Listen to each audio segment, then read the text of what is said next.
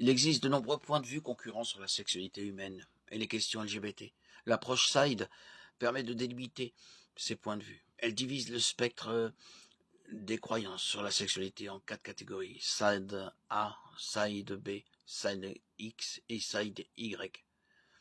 Ces étiquettes sont utilisées pour décrire ce qu'une personne croit généralement concernant les questions LGBT. Chacun des 4 sides a des défenseurs dans le domaine du christianisme. Les chrétiens du Side A croient que Dieu a intentionnellement créé des personnes homosexuelles avec des attirances pour le même sexe. Par conséquent, les relations homosexuelles sont bénies par Dieu. Le Side A est communément appelé le point de vue affirmatif. Le nombre de croyants qui adoptent cette position a augmenté au cours des dernières décennies. Il existe désormais plusieurs confessions affirmatives dirigées par des prédicateurs du Side A. Les défenseurs de ce Side affirment que les divers passages bibliques qui interdisent l'homosexualité, par exemple Lévitique 18, 22, Romains 27, 1 Corinthiens 6, 9, 11, ne s'appliquent pas aux relations homosexuelles modernes. Ils soutiennent que les auteurs bibliques faisaient référence à des pratiques sexuelles anciennes ou à des rencontres non consensuelles, et non aux relations homosexuelles monogames et aimantes d'aujourd'hui. Ainsi, les chrétiens du côté A affirment que les croyants peuvent faire partie des relations homosexuelles s'ils le souhaitent, parce que ce désir est fait par Dieu et l'honore. Les croyants du côté B soutiennent que l'orientation homosexuelle n'est pas un péché, mais qu'agir selon les inclinations homosexuelles l'est.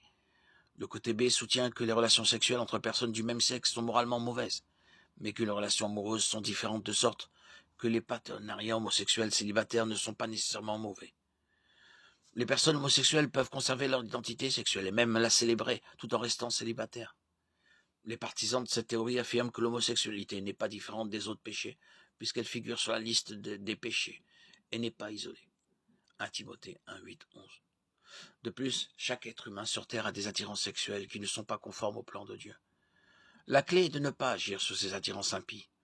Ainsi, les chrétiens du côté B encouragent tous les croyants à épouser un membre du sexe opposé, ou s'ils sont attirés par le même sexe, à vivre dans le célibat et à s'impliquer dans une communauté ecclésiale compréhensive.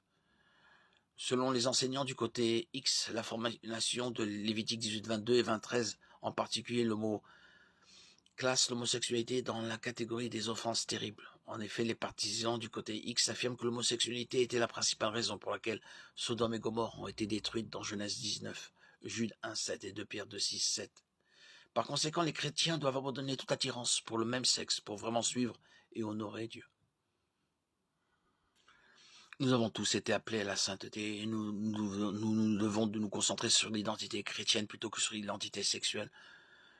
Tout comme Paul supprime les étiquettes d'identification dans Galates 3, 28, parce que vous êtes tous un en Jésus-Christ.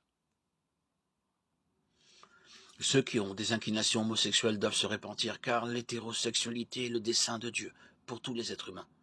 Dieu peut et change l'attirance pécheresse, et les homosexuels peuvent être guéris.